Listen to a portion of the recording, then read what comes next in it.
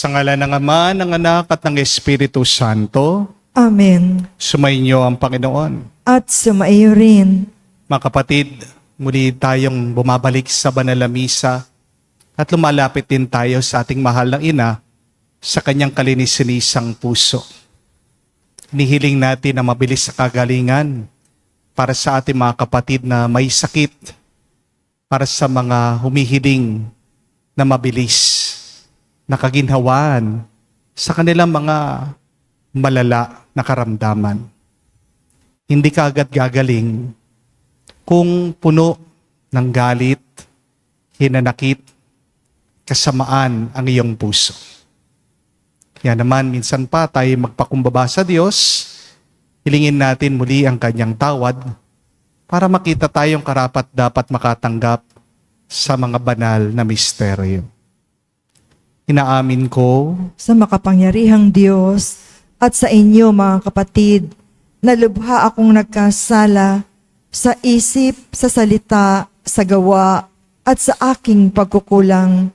Kaya isinasamo ko sa mahal na Birheng Maria, sa lahat ng mga anghel at mga banal, at sa inyo mga kapatid, na ako'y panalangin sa Panginoong ating Diyos. Kaawaan tayo ng makapangyarihang Diyos. Patawarin tayo sa ating mga kasalanan. Patnubayan tayo sa buhay na walang hanggan. Amen. Panginoon, kaawaan mo kami. Panginoon, kaawaan mo kami. Kristo, kaawaan mo kami. Kristo, kaawaan mo kami. Panginoon, kaawaan mo kami. Panginoon, kaawaan mo kami. Manalangin tayo. Ama naming makapangyarihan, patawarin mo ang aming mga utang sapagkat kami hindi makakabayad ng lubusan. Kaya't makaligtas nawa kami sa tanan, pakundangan sa pagdalangin na Mahal na Birhen, Ina ng Diyos, para sa aming kabutihan. Sa pamagitan ni Jesucristo, kasama ng Espiritu Santo, magpa sa walang hanggan. Amen.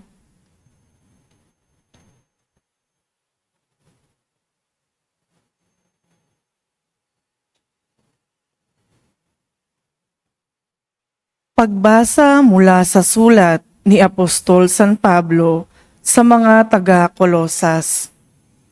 Mga kapatid, dati kayo'y malayo sa Diyos at naging kaaway niya dahil sa inyong kasamaan. Ngunit dahil sa kamatayan ni Kristo, ginawa niya kayong mga kaibigan upang makaharap sa Kanya ng walang kapintasan, banal at walang batik.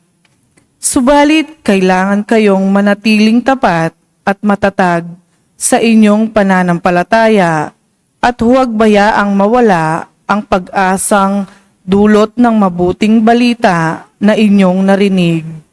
Niloob ng Diyos na ako, si Pablo, ay maging tagapangaral ng mabuting balitang ito na ipinahayag sa lahat ng tao. Ang salita ng Diyos. Salamat sa Diyos. Ang Diyos ang siyang tumutulong at sa aking nagtatanggol. Ang Diyos ang siyang tumutulong at sa akin nagtatanggol. Makapangyarihang Diyos, ako ay iligtas. Ipagsanggalang mo ng iyong lakas. Dinggin mo, O Diyos, itong iyong anak. Sa aking dalangin, ngayoy binibigkas. Ang Diyos ang siyang tumutulong at sa akin nagtatanggol.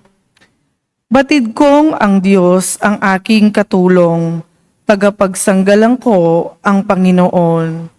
Buong galak naman akong maghahandog ng pasasalamat sa Panginoong Diyos dahilan sa kanyang mabuting kaloob. Ang Diyos ang siyang tumutulong at sa akin nagtatanggol.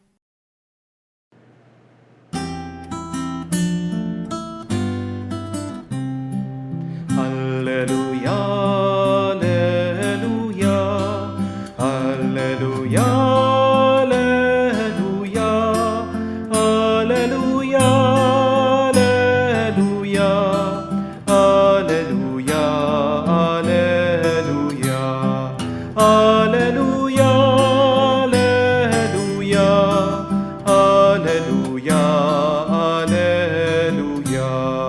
Ikaw, O Kristo, ang daan, ang katotohanan at buhay patungo sa Amang mahal. Alleluia, Alleluia.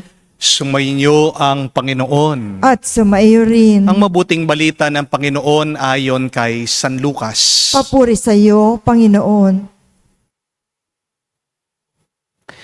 Isang araw ng pamamahinga, naparaan sina Jesus sa triguhan. Ang kanya maalagad ay nangigtil ng uhay at kanilang kinain ang mga butil matapos ligisin sa kanilang mga kamay.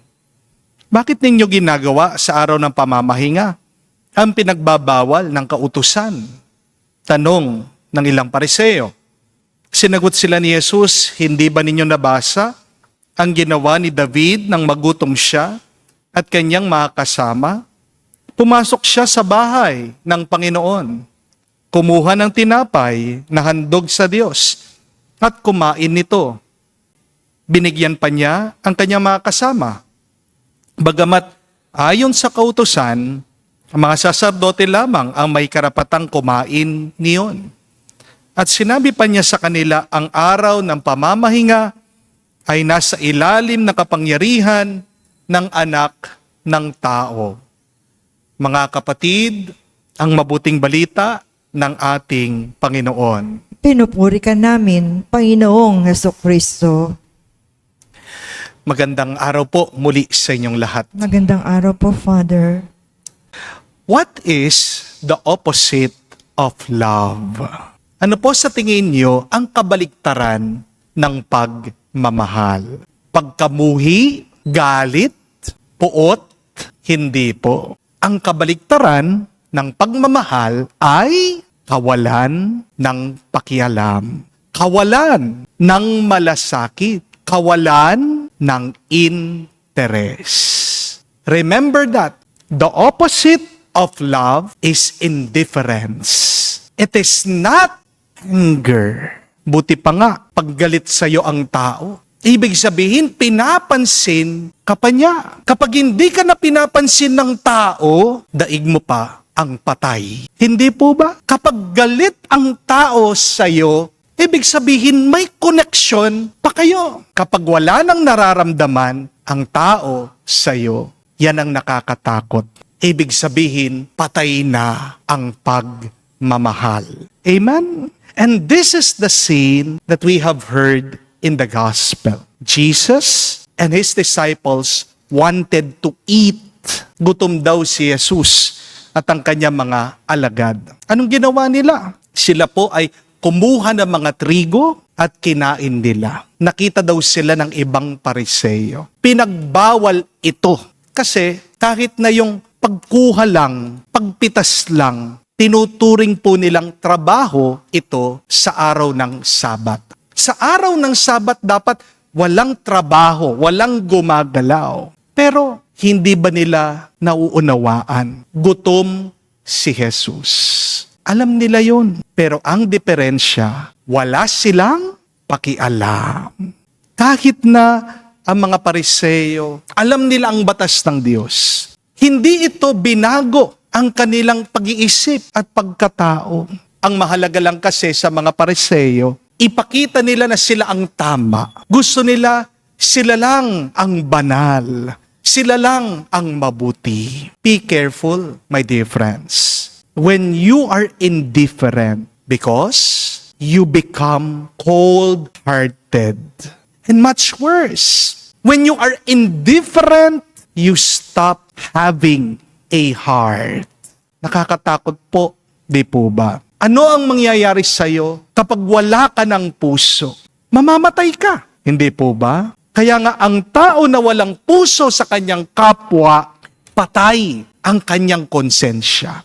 Patay ang kanyang kaluluwa. Ang taong walang puso sa kanyang kapwa, nakakasakit at nakakapatay sa iba. Ang tanong, bakit ba merong taong wala nang pakialam? Why are there indifferent people in our world? Bakit nga ba? Meron mga taong walang malasakit. Nakikita ka na nahihirapan, nalulungkot, nabibigatan, pinapanood ka lang.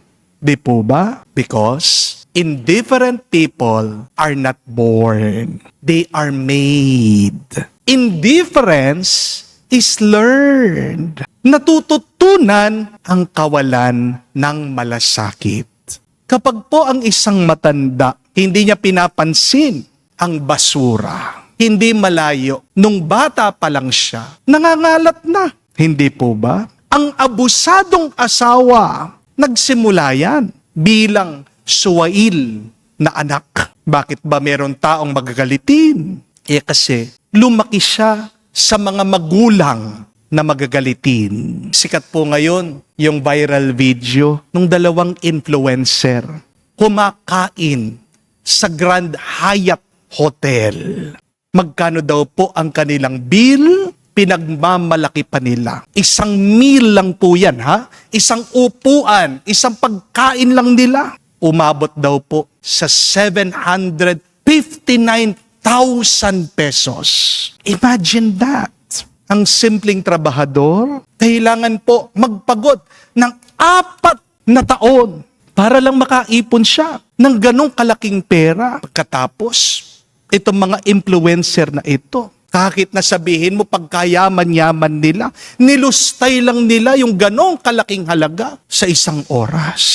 Pero ang tanong, bakit kaya nilang gumastos na parang wala lang? Kasi sanay na sila. Hindi malayo, natutunan nila yan sa kanilang mga magulang. Hindi naman po masama ang kumain. Hindi po ba? Ang masama ay yung nagyayabang ka kapag kumakain ka. Hindi po masama ang maging mayaman. Ang masama ay yung nagiging maluho ka na. Hindi po masama na makaranas ka ng mga magaganda, masasarap na bagay. Ang masama ay yung gusto mo, ikaw lang ang nakakaranas ng mga magaganda at masasarap na bagay. Hindi po masama na umangat sa buhay. Masama yung umangat ka, gusto mo ikaw lang at wala ka ng malasakit sa iba. Ang kawalan po ng pag-ibig, pagmamahal, sensitivity ay natututunan. Hindi naman po yan talaga ang tunay nating kalikasan. Pansinin niyo po ang mga bata. Napaka-sweet, pagkakabait. Subukan niyo pong umiyak sa harapan ng inyong anak na maliit. Yayakapin kayo niyan. Madali lang naman po pangitiin ang mga bata. Hindi po ba? Pero bakit habang tumatanda yung bata, sumisimangot, nagbubugnot, nagiging makasarili? Tingnan niyo, yung kapaligiran ng bata, saan ba siya lumaki? Ano ang mga naging impluwensya sa buhay ng bata? Ang mga Hudyo ay may batas. Ang batas dapat na galing sa Diyos ay gamitin nilang salamin. Para saan ang salamin? Para tignan ang sarili. Ano bang aking problema? Ano bang dumi ng aking muka? Yun po ang batas ng Diyos. Sinasalamin, pinapakita sa kanila saan ba sila nagkukulang. Ang batas ay salamin ng Diyos para ipakita sa mga tao, kamukha ba nila ang Diyos? So understand and remember that, my dear friends, that the laws of God is our mirror. They are there for us to check if we are like God. Pero imbis na maging mapagmahal itong mga Pariseyo sa pamamagitan pa ng batas, naging pusong bato sila, nawalan sila ng pakialam at malasakit sa iba. Nung minsan po, merong isang kwento tungkol sa isang klase na mga gustong maging abogado. Sa unang araw daw po ng klase, pumasok yung guro sa batas. Ang unang ginawa po nitong guro, tinanong niya yung pangalan ng isa sa mga estudyanteng nakaupo sa unahan. Anong pangalan mo? Sabi po ng teacher. Sumagot naman po ang estudyante, sabi niya, Nelson po. Nelson, sabi ng guro, ang gusto ko, lumabas ka at huwag ka nang babalik sa aking klase. Naguluhan daw po si Nelson. Habang papalapit itong guro sa kanya, dali-dali, siya'y tumayo at umalis. Dala-dalang kanyang gamit. Natakot daw po at nainis ang lahat ng mga estudyante. Pero walang nagsalita sa kanila. Nagtanong naman po ang guro sa klase. Sabi niya, sa tingin niyo, para saan ang ating mga batas? Takot pa rin daw po ang mga estudyante, pero unti-unti, isa-isa, nagsalita sila. Nagtaas ang isa, sabi niya, meron pong batas para magkaroon ng kaayusan. Sumagot ang teacher, hindi. Nagtaas ang kamay, ang isa pa, at sabi, may batas po para merong magbayad sa masamang ginagawa ng tao. Sagot uli ng teacher, hindi. Sabi ng isa, meron po tayong mga batas para magkaroon ng katarungan. Sa wakas, sabi po ng guro, katarungan. Pero ang tanong, ano ang katarungan? What is justice? Kahit po naiinis na itong mga estudyante, sumagot pa rin sila. Sabi ng isa, guro, para po protektahan ang karapatan ng mga tao. Sige, ano pa? Sabi ng teacher. Nagtaas ng kamay ang isa pa at sabi niya, para malaman po natin ang tama sa mali. Para gantimpalaan ang mga gumagawa ng tama at para parusahan ang gumagawa ng mali. Sabi po ng teacher, very good. Ngayon, sagutin niyo ito. Tama ba yung ginawa ko sa kaklase niyo, si Nelson? Tahimik daw ang lahat. Hanggang meron pong isang babae, sumagot, guro, hindi po tama yung inyong ginawa. At dito daw po nagtanong ang teacher, kung hindi tama, bakit hindi kayo nagsalita? Para saan ang mga batas? Kung wala naman kayong lakas na loob na isabuhay ito. Sabi ng teacher, bawat isa sa inyo may tungkulin na magsalita. Kapag kayo'y nakasaksi ng kawalang katarungan, kayong lahat, wag na wag kayong tatahimik muli. Inutos po ng teacher, sabi niya doon sa isang estudyante, puntahan mo na si Nelson, papasukin mo na siya. Dahil sa totoo, siya talagang teacher niyo. Inutusan lang niya ako na turuan ko kayo dito sa aral na ito. Mga kapatid, alam niyo, kapag hindi natin pinaglalaban ang katarungan, nawawala ang ating dignidad. Di po ba? At ang dignidad, hindi niyo pwedeng tawaran o ipagpalit.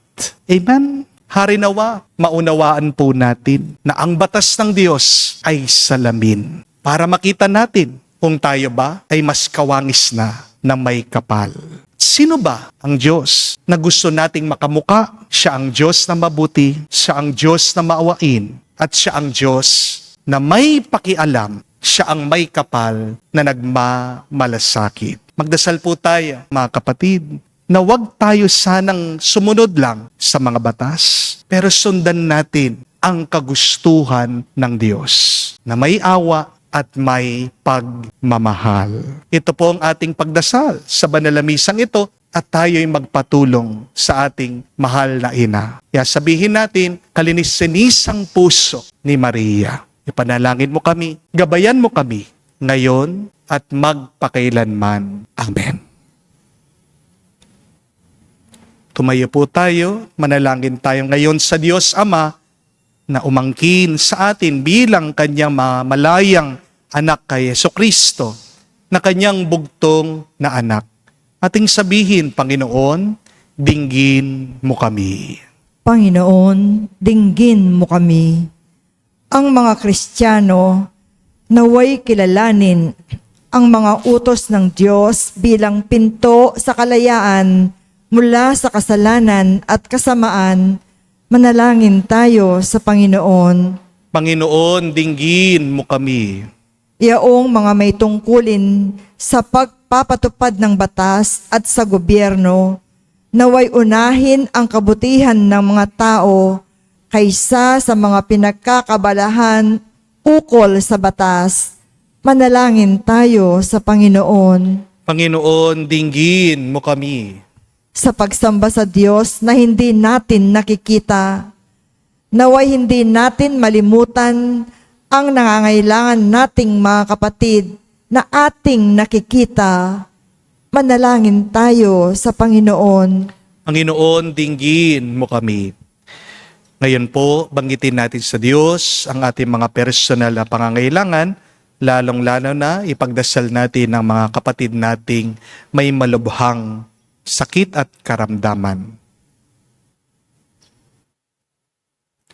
Panginoong Diyos, ang bawat batas mo naway maging paanyaya sa amin upang mahalin at paglingkuran ang aming mga kapatid.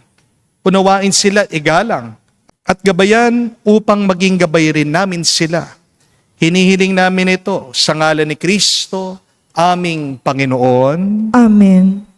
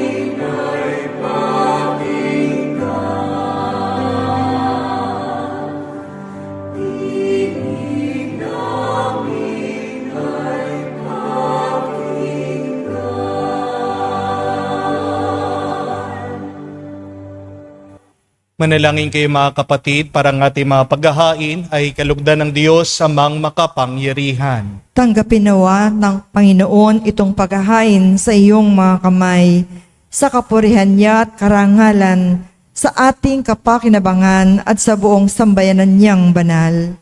Ama naming lumikha, sa paggunita namin sa mahal na Birhen, hinihiling namin ang aming paghahain ay lakipan mo ng kapunuan, upang kami ay maging handog na kinalulugod mo kailanman.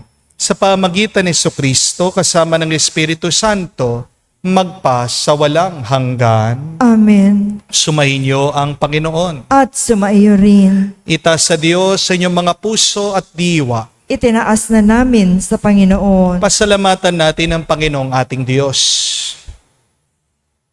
Marapat na siya ay pasalamatan. Ama naming makapangyarihan, tunay nga marapat ikaw ang aming pasalamatan. Bukod mong pinagpala maging ina ni Jesucristo, ang mahal na Birhen nagpupuri at nagagalak sa iyo. Ikaw ang gumawa ng tanang dakilang bagay. Ikaw ang lumilingap sa lahat kailanman. Nilingap mo ang mahal na Birhen bilang iyong abang alipin, na iyong binigyan ng tungkulin, humalinga sa anak mong manunubos namin. Kaya kaisa na mga anghel nagsisiawit ng papuri sa iyo, nang walang humpay sa kalangitan, kami nagbubunyi sa iyong kadakilaan.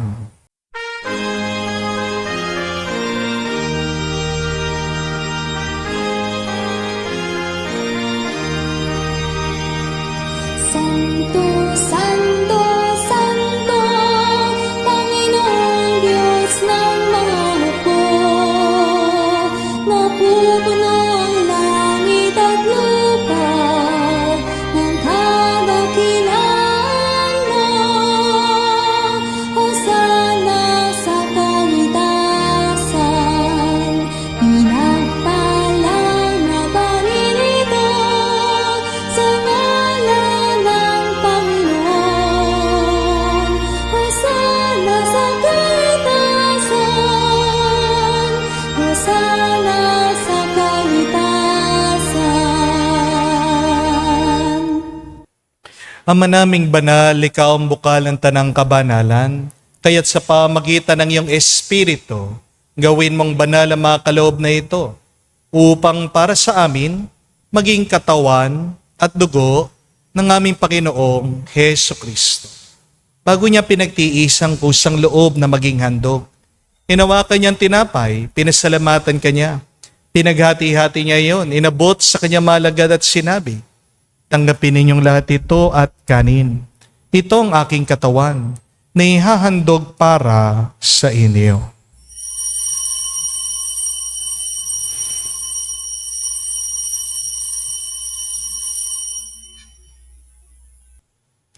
Gayon din naman na matapos ang hapunan, hinawakan niyang kalis. Muli kanyang pinasalamatan. Inabot niyang kalis sa kanya malagad at sinabi, tanggapin ninyong lahat ito at inumin. Ito ang kalis ng aking dugo, ng bago at walang hanggan tipan. Ang aking dugo na ibubuhos para sa inyo at para sa lahat, ay pagpapatawad ng mga kasalanan. Gawin ninyo ito sa pag-alaala sa akin.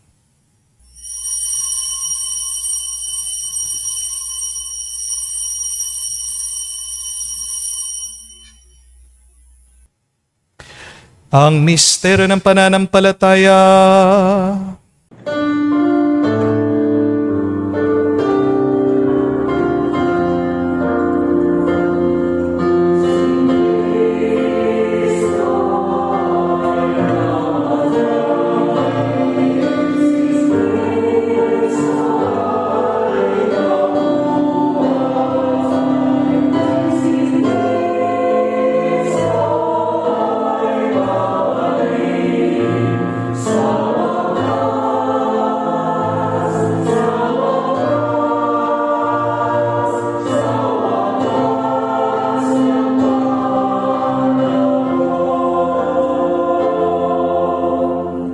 Ama, ginagawa namin ngayon ang pag-alaala sa pagkamatay at muling pagkabuhay ng iyong anak.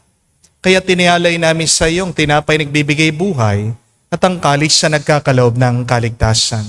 Kami nagpapasalamat dahil kami iyong minarapat na tumayo sa harap mo para maglingkod sa iyo. Sinasamo namin kami magsalo-salo sa katawan at dugo ni Kristo ay mabuklod sa pagkakaisa sa pamagitan ng Espiritu Santo. Ama, lingapin mong iyong simbahan, laganap sa buong daigdig. Puspusin mo kami sa pag-ibig. Kaisa ni Leon ang aming Santo Papa, si Florentino, aming Arsobispo at ng Tanang Kaparian. Alalahanin mo rin ang aming mga kapatid na nahimlay. May pag-asang sila'y muling mabubuhay. Gayon din naman lahat ng mga pumanaw. Kawan mo't sila't patuloyin sa iyong kaliwanagan. Kawan mo't pagindapatin kaming lahat, makasalo sa iyong buhay na walang wakas. Kaisa na mahal na Birhen Maria, Ina ng Diyos. Kaisa ni San Jose, ang kanyang malwalhating esposo. Kaisa ni San Jose, ang kanyang malwalhating esposo. Kaisa ng mga apostol at lahat ng mga banal na namuhay dito sa daigdig na kalugod-lugod sa iyo.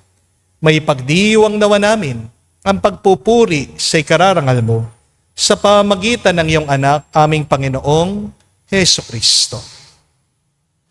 Sa pamamagitan ni Kristo, kasama niya at sa Kanya, ang lahat ng parangal at papuri ay sa iyo, Diyos Ama, makapangyarihan, kasama na Espiritu Santo, magpasawalang hanggan.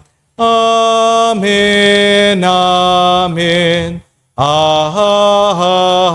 amen. Sa nakagaling na utos sa turo ni Jesus sa Panginoon natin na Diyos, ipahayag natin ng lakas loob.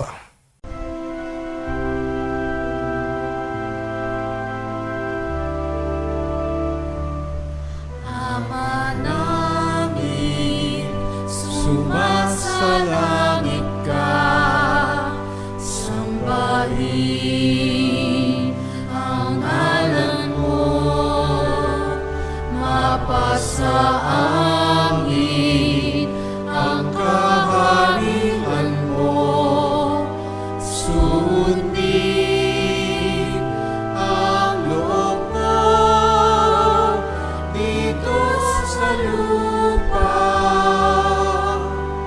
para lang sa langit.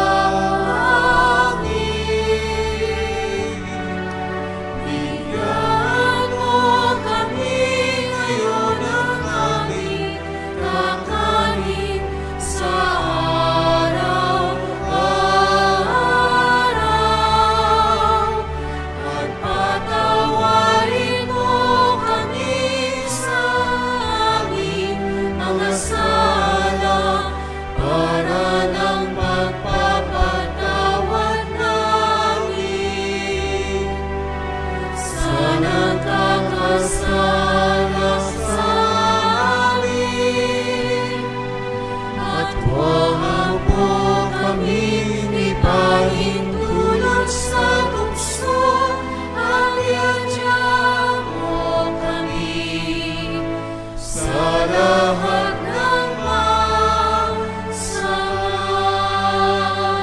Hinihiling namin kami adya sa lahat na masama, pagkalooban ng kapayapaan araw-araw, ligtas sa kasalanan, ilayo sa lahat ng kapamakan, samantalang aming pinanabikan ang dakilang araw ng pagpapahayag ng tagapagligtas naming si Heso Kristo.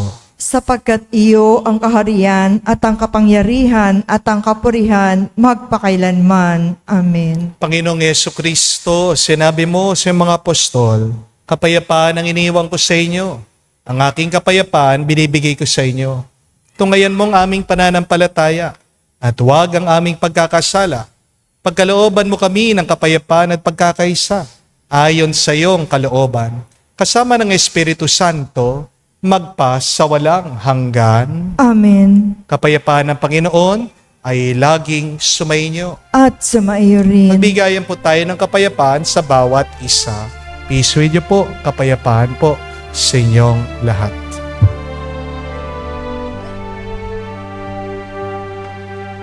Cordero ng Diyos na nag-aalis ng mga kasalanan ng sanlibutan, maawa ka sa amin. Maawa ka sa amin. Cordero ng Diyos na nag-aalis ng mga kasalanan ng sanlibutan, maawa ka sa amin. Maawa ka sa amin. Cordero ng Diyos na nag-aalis ng mga kasalanan ng sanlibutan, ipagkaloob mo sa amin ang kapayapaan.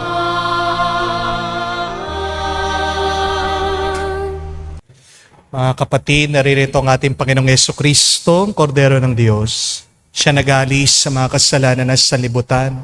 Mapalad tayong lumalapit sa piging ng Kordero. Panginoon, hindi ako karapat-dapat na magpatuloy sa iyo, ngunit sa isang salita mo lamang ay gagaling na ako.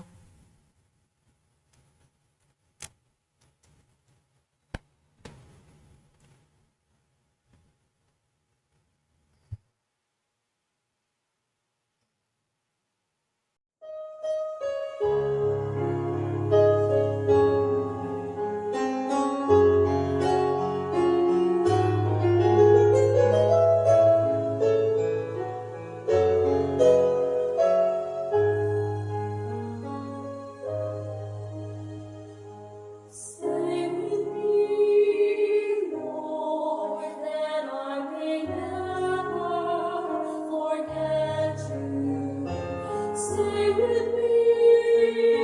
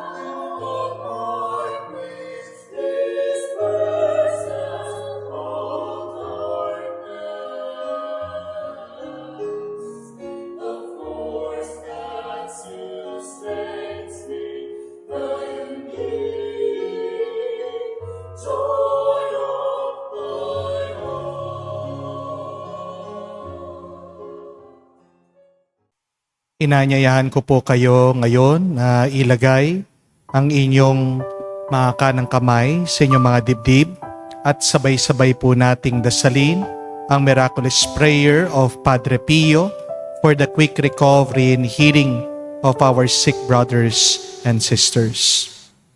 Heavenly Father, I thank you for loving us.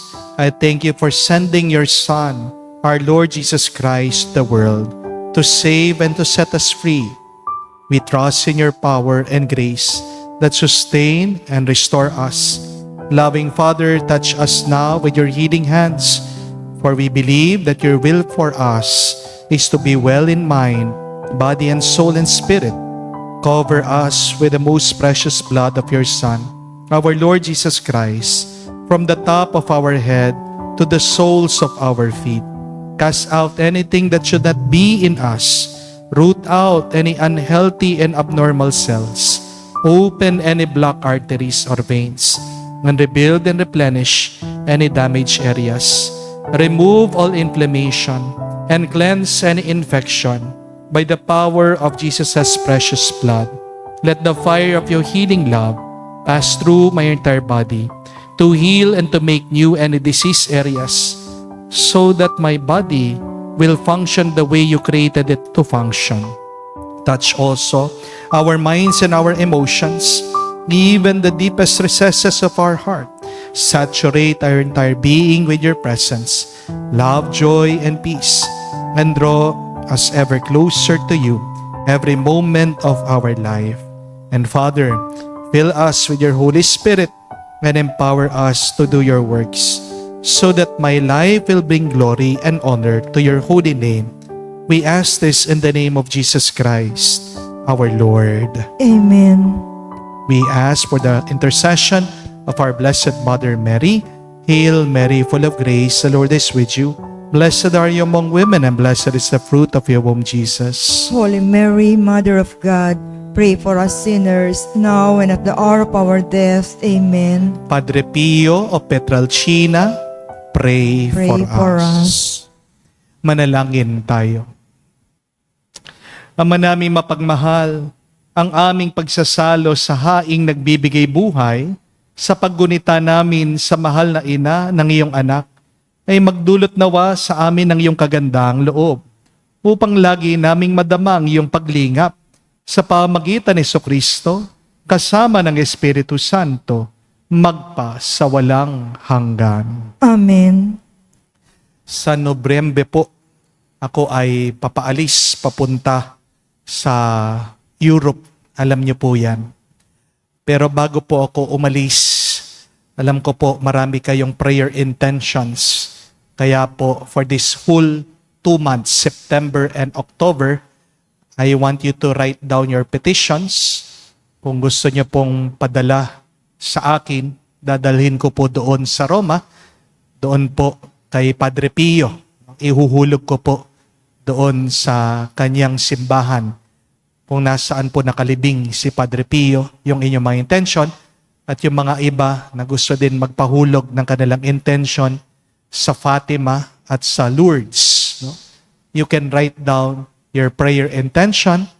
You can send them sa atin pong Facebook page. Basta check nyo lang po yung Father Joel na meron pong blue check. No? I-preprint po namin yon, dadalhin. O kung hindi naman po physically kayo magsisimba dito, pwede nyo pong iabot yung inyong mga letter, dadalhin ko po lahat yon at ihuhulog ko pag ako po ay pumunta doon sa Europe ngayon pong pilgrimage sa November 10 to 23. No? So, ito po ay libre. No? Na ipagkakaloob ko po, tulong ko po sa inyo. Kung hindi po kayo makapunta, makasama ko physically, kahit lang po spirit, no? In spirit, tayo po ay nagkakaisa. Pwede ko pong maidala ang inyong mga dasal at panalangin doon sa Roma. Okay? So, anyway, my dear friends, again, be reminded that the opposite of love is not hate. Masalamat ka kapag hate ka pa ng isang tao. Kasi ibig sabihin, may ugnayan pa rin kayo. The opposite of Love is indifference. Mas nakakatakot pag wala ng pakialam ang isang tao sa'yo. Kaya nga, nararamdaman mo, hate na hate ka ng Panginoon. Pasalamat ka. Kaya hate ka lang ng Panginoon kasi may nakikita siyang bagay na ginagawa mo na hindi naman niya pinapagawa. Hindi po ba? No. So, ang hate ng Diyos, ang galit ng Diyos, ay isang sinyalis na kailangan nating magbago. Pero, para malaman natin anong kailangan nating baguhin, tingnan natin ang mga batas ng Diyos. The laws of God are our mirror to check if we are just like God. No? At sino ba ang ating Diyos? Siya'y mapagmalasakit. Be sensitive. Be compassionate. Makialam ka naman. Yan nga po, para sa ating assignment, suriin nyo ang inyong sarili. Meron ba kayong ginagawa na very insensitive sa ibang tao? Meron ka bang ginagawa na nakakasakit sa iba? Meron ka bang ginagawa kaya naman ikaw ang nagiging dahilan ng bigat ng kanila mga kalooban? So, please evaluate yourself. Evaluate, look at your heart para kayo po ay mabigyan ng gabay. Tingnan niyo ang 10 Commandments. Napakasimple lang. At the laws of God. Harinawa ang mga batas ng Panginoon, gawin kayong malambot ang puso, gawin kayong kamukha niya, mabait sa iba. Sumayin niyo ang Panginoon. At sumayo rin. At kayo'y basbasan ng Diyos, makapangyarihan sa lahat. Sa ngalan ng Ama, ng Anak, ng Espiritu Santo. Amen. Ang ating misa ay natapos na. Pumayo kayo sa kapayapaan ni Kristo.